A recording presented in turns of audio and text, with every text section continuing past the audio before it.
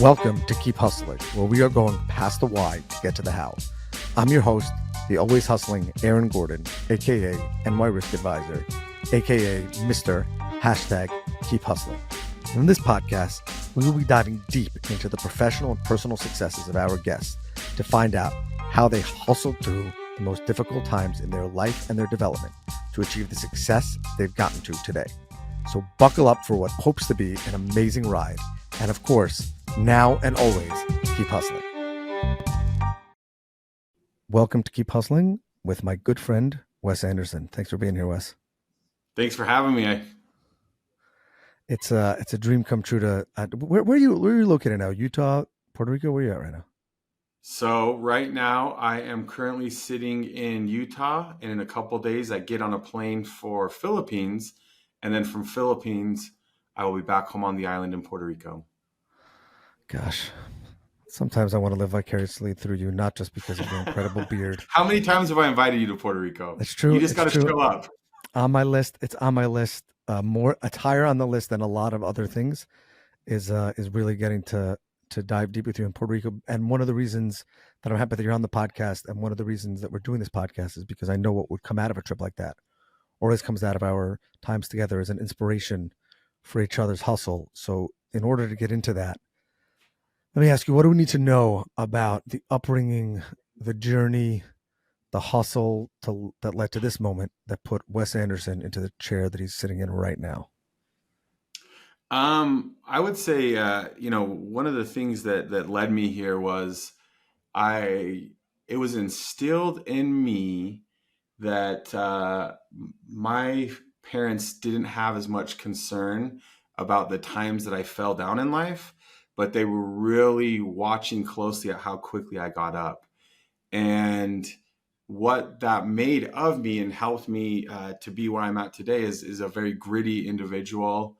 I am someone that embraces opposition, embraces challenges, is nothing more than, do I have an opportunity to fight through? Do I have an opportunity to get gritty and to pop back up? And I think that has probably been one of the most influential reasons as to where I am and why I'm doing what I do today. How did they do that?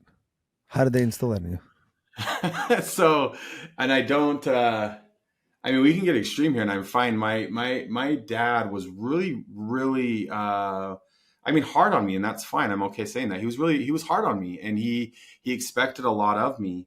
And one of the things that he would repeat, I don't agree with this, but it did definitely help. He would say things like, if I was presented with an obstacle and I'd say, I can't do it, he would stop wherever I was and he would say these words: can't isn't a word. Either you will or you won't. And he would make me say, I won't do it. And then if I wouldn't do something, we had problems. And so it was like a life filled with that. My household was very much one where you were challenged in what you said. You were mostly challenged in what you did. And it was good. It wasn't comfortable all the time, but it was very, very good and very healthy. But those words echo in my head to this day as, an almost 40-year-old man. If I began to utter the thought of I can't, I have my dad right in my ear: Wessly, either you will or you won't. Can't is not a word. And so that was influential.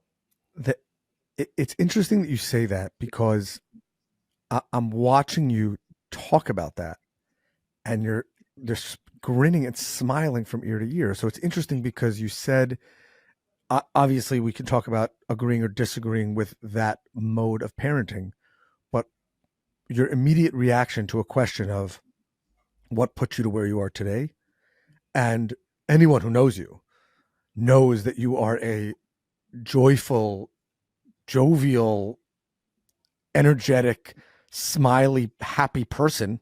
So it's not like we're sitting here talking about depression and that's what led you there. It's just interesting that you take something that a lot of people would look at as a negative, and yet you look at that as something that has been the most influential moments to you in the positive. I think that's kind of like the formula, isn't it? Um, opposition. We were having a conversation prior to this about some stuff going on in my life it's pretty large opposition. And in those moments of opposition, of trial, of tribulation, you can investigate deeply why it's happening, or you can look for those little tender mercies of the goodness that's happening from it. And believe me, I've been caught in both. And I have found that when I remember the good and I try to remain grateful and I try to analyze, some of the silver linings and the goodness that's happening, you just kind of get through. But you'll ask me many questions, Aaron, and you have before, and me and you have a very deep relationship where we can talk about very deep things. And I get to these crossroads, and I think as I'm saying this, I'm kind of learning about myself. It's my dad coming in of like, what path are you going to take? And a lot of those opposition moments, it's like, I can cry about this, and rightfully so, and that's not wrong sometimes, in seasons and in moments. Or I can get back up and let's go, and I have the tendency to uncomfortably laugh about it, and because it's like the alternative is tears. And so, like, let's go, and it's a little more healthy and productive for me to do it this way. I think that's amazing because I don't even know if I don't even know if you know this, but the tagline of this podcast is getting past the why to the how. Everyone talks about their why and everyone focuses on their why. And what I just heard from you, which is super interesting, is when you get to a crossroad, the why doesn't matter. You have to dig deep, or as you said, tap into those moments of tender positivity to that's the how. And that doesn't mean that the North Star shouldn't be the why. But in the end of the day, every single person faces some sort of adversity, personally, professionally. It could be health, it could be psychological, it could be family, it could be any of that stuff, business. And there's going to come that moment where, not to sound corny on the Keep Hustling podcast, but you have to keep hustling through that moment. And without that grit that you learned earlier on, it's much harder. It really is, and we're a product of where we come from, but more importantly, we're a product of what we do from where we came from, and those constant actions of how we react to situations. And strong leaders, strong people, you can pretty much always reverse engineer, have a knack to look at opposition as very much a lesson, is very much something that they welcome. And when they welcome it, the honest and authentic ones aren't going to say, I'm not, like, they're going to like acknowledge, I'm scared, I'm nervous, but like, hell, let's put up a fight and let's go at it. And let's see where we land on the outside after, it's kind of the dust is settled on what we do. That in turn is who we become. And so it's a constant battle. It's constantly uphill, but it's awesome and it's great. Hey, not to derail this entirely, but if you feel comfortable, I think it's really awesome, like, to talk about how we met. I Sure, tell of the story course. all the time. Well, I would love to talk about how we met. I would love to talk So, about how we met. Wait, but well, and let me just ask you one follow up question, and then I'm putting yeah, in my notes. We're going to talk about how we met. My follow up okay. question to you is: I know, and this will probably lead into how we met, that you are super in touch with your family tribe, and that you push your family tribe to do things, not to hike, to do things that a lot of people don't do, hike, spearfish, do things like that, and that you have coached your children in football. And my question for you is, have you ever used that line that your father inspired you with in either one of those contexts to motivate your children or your team? No, you know why? I'll tell you why. That count one, the count one hurt a little too more. Like, it hurt a lot. Like, it's a double-edged sword. Like, it motivated me tremendously. I didn't take that one from him because there was a lot of healing that had to happen because Oh, that's I hear like, that. That's why I'm I, asking. It's yeah, almost no, like, no, no, I haven't. But to answer that as well, I always thought he would do that to my children. So my father also coaches with me, and he's oh, I didn't know also a that. very, yeah, oh gosh, yeah. And he's also a very active part of my children's life. When we go to Puerto Rico, he comes in. When we're in Utah, he's 2 minutes away. His house and my house, 2 minutes away. We mountain bike a lot together. In coaching, like right now, while we're in Utah, my father is with my son and me 3 nights a week on weekdays, and then Saturdays. Each of those are 2 3 hour stints. And so, but anyways, he's never done that with my children either. I And so hope he I think listens to that this. this was like I this hope was he listens to a this because Mr. Anderson, here's what I have to say to you. First of all, you know I love your son. Second of all, next time you're in the locker room before a football game, like a big game, a big playoff game, and you're on the underdog, just, I mean, all you got to say is you will or you won't. There is no yep. can't. And then boom, we break down the banner and we just remember the Titans, baby. So I gotta, that's better than Al Pacino on any given Sunday, I feel like. So we have championship on Saturday, and I'm going to put this bug in his ear because Yeah. I give him that autonomy. He is like each of the coaches have their roles, and he's just like he is like the motivational. He singles players out and does really good one-on-one coaching. I mean, he coached me since I was 8 years old, so he's a savant on the ability to coach. But I'm going to tell him that That's, championship you on know what? Saturday. If we get Be like, I down, can't listen, I can't say it. You could be like, I can't say it because I have I that can't say that these words. scarring. So, and then I'll say can't, and he'll be like, "What?" You can't. You either I won't. I won't. I won't. Yeah, all right. I want to hear your this is fun. Let's talk about your how you recall the first time we met. Okay, and maybe I've romanticized it a lot, probably so, and that's the great thing about me. Something that I embrace is how I remember things. Part of how you keep Um, hustling.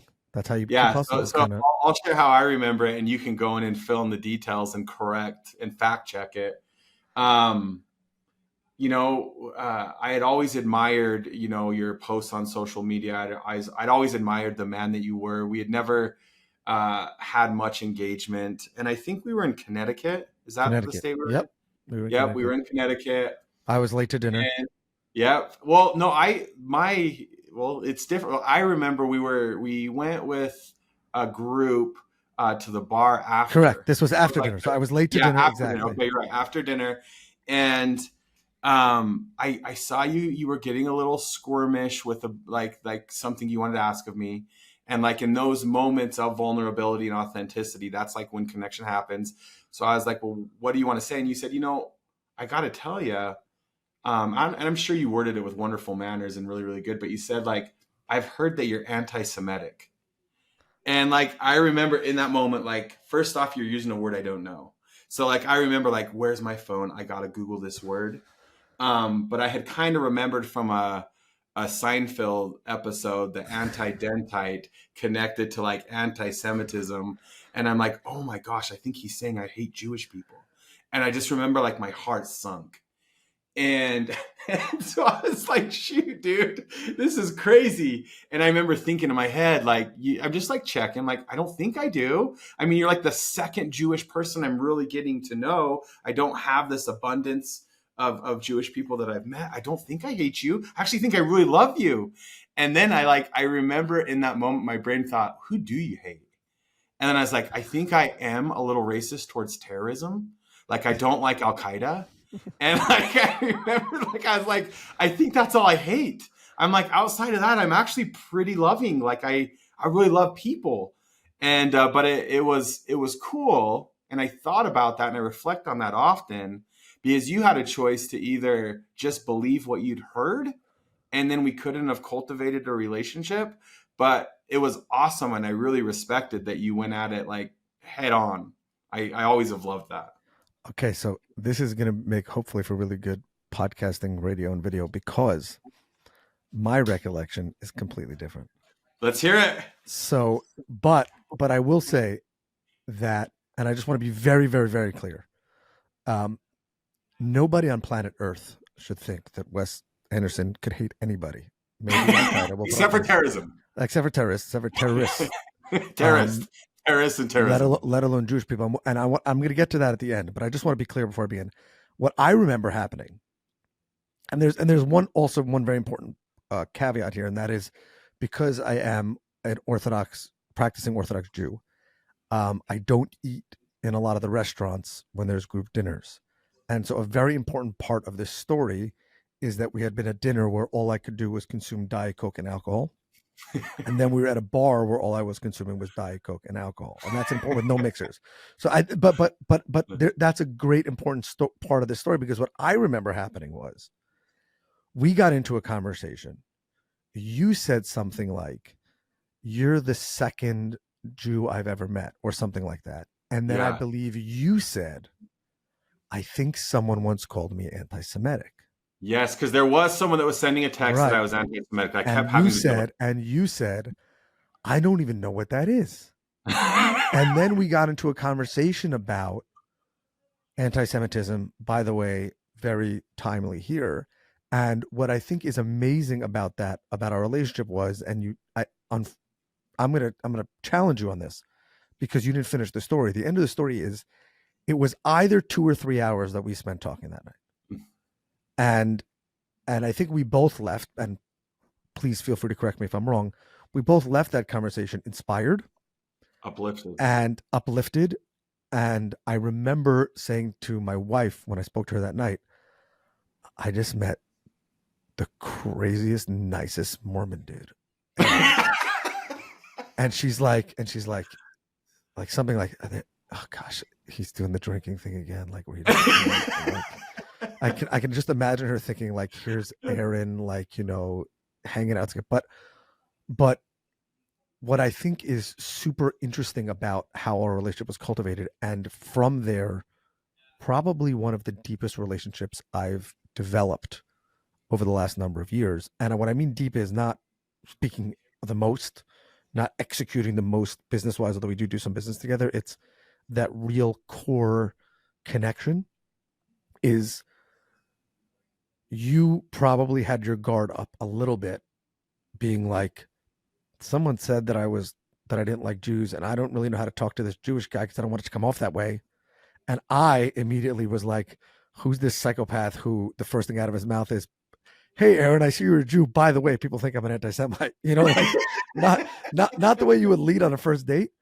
But the interesting thing is, and it's part of the hustle as well, is immediately we found common ground. Immediately we found commonality. I never once have felt any sort of. And by the way, there have been times. I don't want to get into specifics, but I think you might have been there. There was a time when I was at a professional event where I did feel somewhat self-conscious or uncomfortable with the outwardness with which I practice my faith.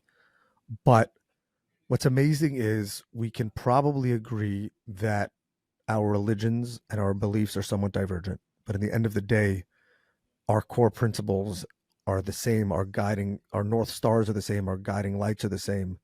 Faith, family, friends, morals, ethics, and things like that, reputation, legacy. And I think that it's interesting that we literally had opposite, you know, memories. But I hope that you remember that we literally spent like 2 or 3 hours talking afterwards, Oh, and I we do ended up remember connecting. that, and I think that's one of the greatest, unique, wonderful things about any communication that me and you have is, within 60 seconds, I'm comfortable with you, and so we can go really deep philosophically about theology, about our families, and there's very few people in the world that you can have that type of unbridled type conversation, and have that freedom to speak openly, and that liberation to just be like, look, I don't know what I don't know.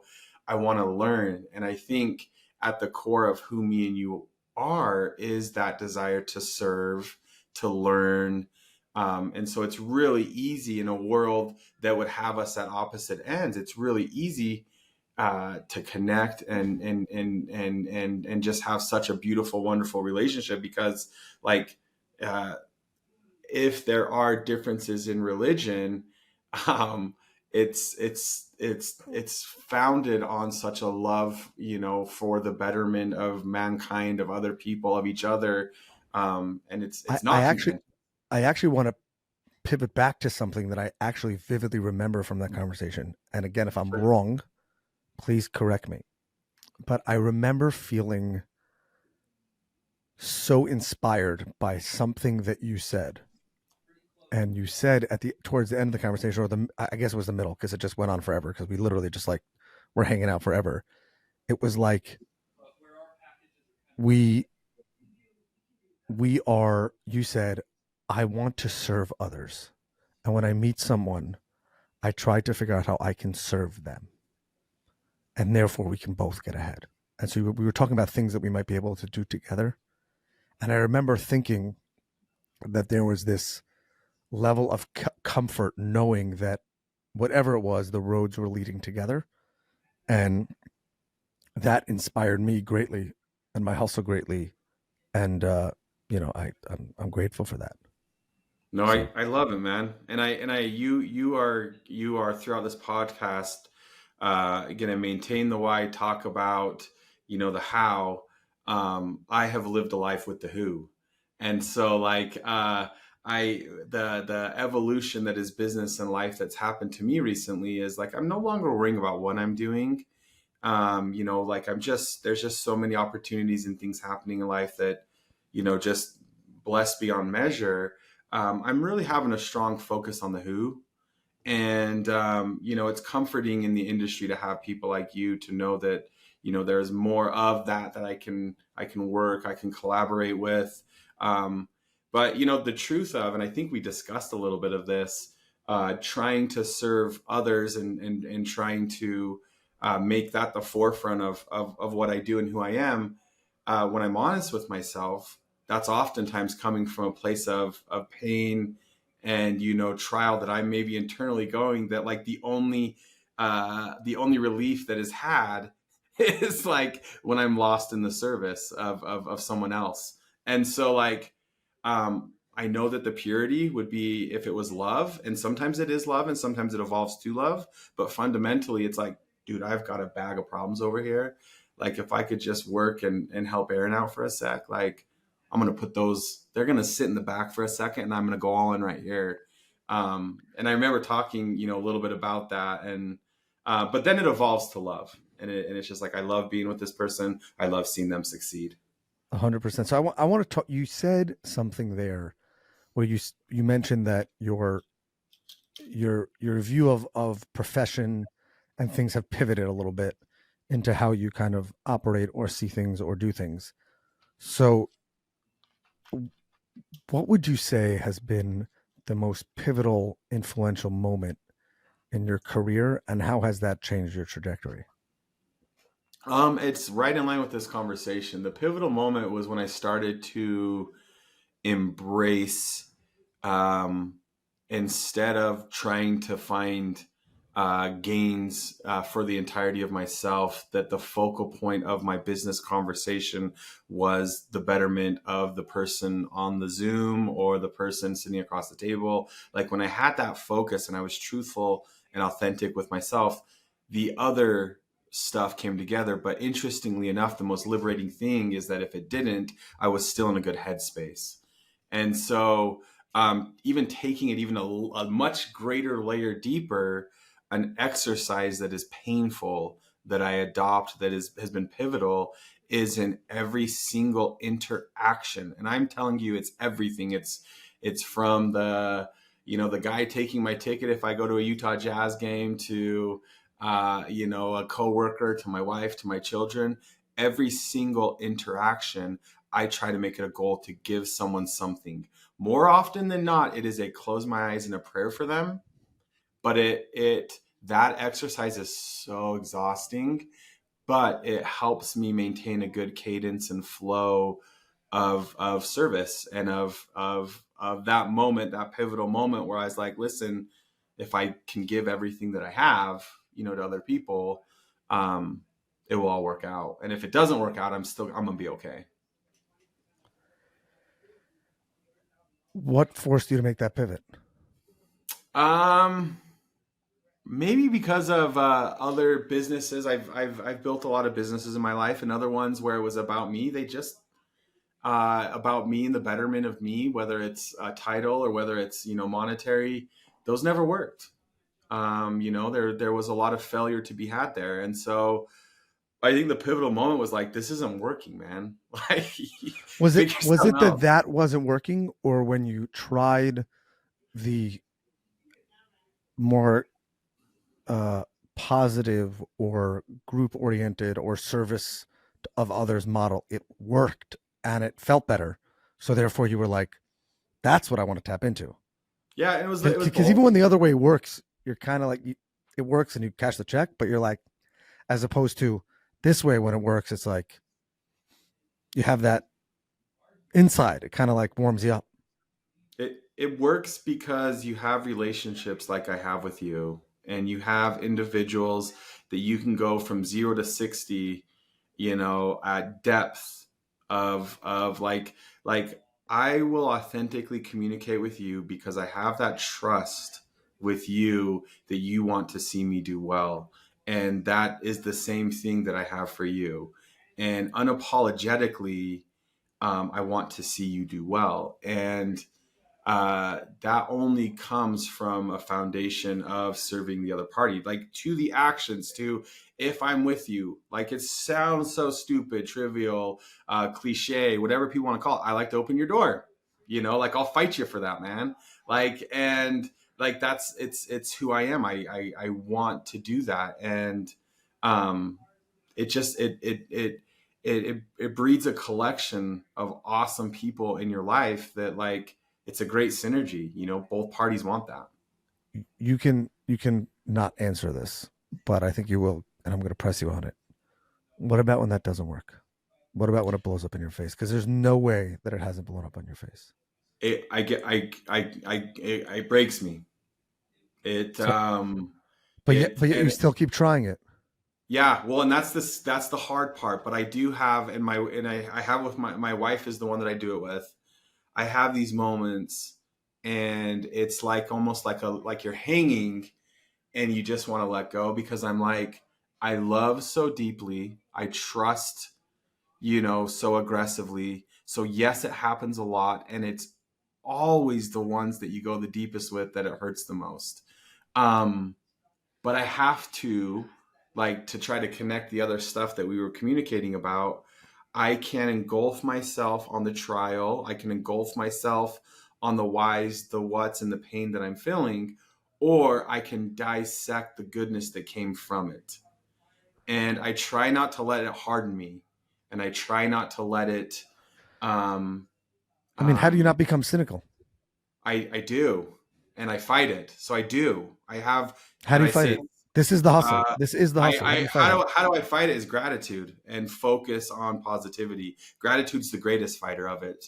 I begin to get grateful for little things. I spend, like, honestly, like I'll go and I'll spend 10 minutes with my children, and like I think about that. I switch my mindset. I switch my environment. I'm not, earlier I said it was never the focal point on the fall down. I don't want to focus on the fall down and lay there and waller. I try to aggressively get back up and get going. And the greatest remedy for those moments is just gratitude, and just you just going at it. And like, oh my gosh, it's not easy. Like it's and it there's hours, sometimes days, where I'm wallowing and I'm stuck in that pain, and I'm stuck in that confusion and that negativity. Um, I'm not bulletproof. It happens, and they're bad moments. I'm unproductive. I'm not good at business. I'm not good as a father. I'm not good as a coach. I'm not good, and so I try to snap out. But they happen, and they happen Do you hark more. back to the positive experiences, or you just push through the negative, knowing that they'll wear off? I push, hoping it's going to wear off, and then it just starts. I start getting the positives, and overlaying the positive with the negative that I'm wallowing in. Um, I feel but like each like, time it has to get easier because you have that precedent to know that you can get through it. it has not. It has not. Nope, Interesting. because I've learned to love deeper, so the fall's deeper. So like, So no, with greater vulnerability comes greater pain. but that greater vulnerability has also yielded greater connection, and so Because you love deeper, so so you keep hustling through that, and even though it's kind of like the fall is greater, it's a lower down, but then the bounce on the back end, when you're able to bounce back up, you kind of get higher because you've been built up that way. Yeah, yeah, and you go at it deeper, I mean, one of the ways is right, I'm not in a good creative growth minded state when I'm concealing, and when I'm operating with a governor of like I'm only going to go this hard, and I'm like I'm not giving everything that I have. Um, Amazing things don't happen in those days. It's just a status, like a just a I don't know. I find Um, it interesting because you keep coming back to give it your all, give it your all, give it your all, give it your all, and yet sometimes when you give it your all, you literally hit a brick wall. And so it's interesting because a lot of people, and one of the reasons why I started this podcast is because a lot of people, a lot of the things that we see out there on social media in public, when we see people who we end up interacting with, mentors, bosses, leaders, things like that, it kind of everything looks beautiful and shiny and rosy, but yet every single person has had to hustle through difficult times in their life. And it's just interesting that a lot of people sidestep and duck out of the way from the challenge. But I think what you're saying is if you get hit by the wall, you get stronger than you knock it down. And then once you pick up the pieces, but now you're stronger than you were the next time. yep. And let me ask you this question to you: are you deeper in your relationships with those that are patting you on the back when it's good, or are you deeper? Is there more depth in your relationships with those that want to come and be with you in the times that you're down? You know, I, and 100%. And I think that in order to, as you said, in order, those people can only be with you in your times of need. And I keep harking back to this when I get to speak to people on this podcast in the industry, and that is that, you know, I went through in the past year, probably the one of the most difficult moments of my life, and that was losing my best friend and my father, my mentor. And whenever I need a moment of strength, it's interesting.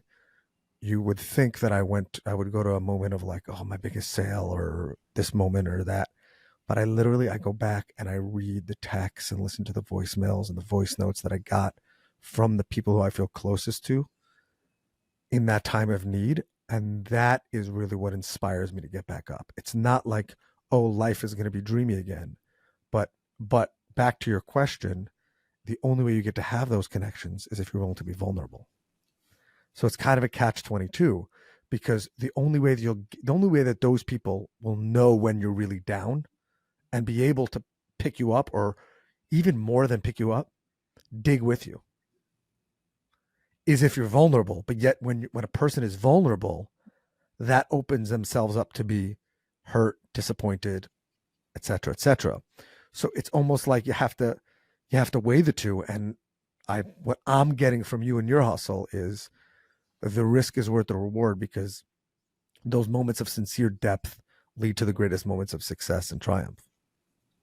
yeah, I love in the moments, and also there, like, invulnerability when you're in a down is communicating and healthily sharing that with someone else, not in a sense of like feel bad for me, let's waller together, but rather like this is what's going on. Okay, and I need to say it to the world. I need to communicate it to you.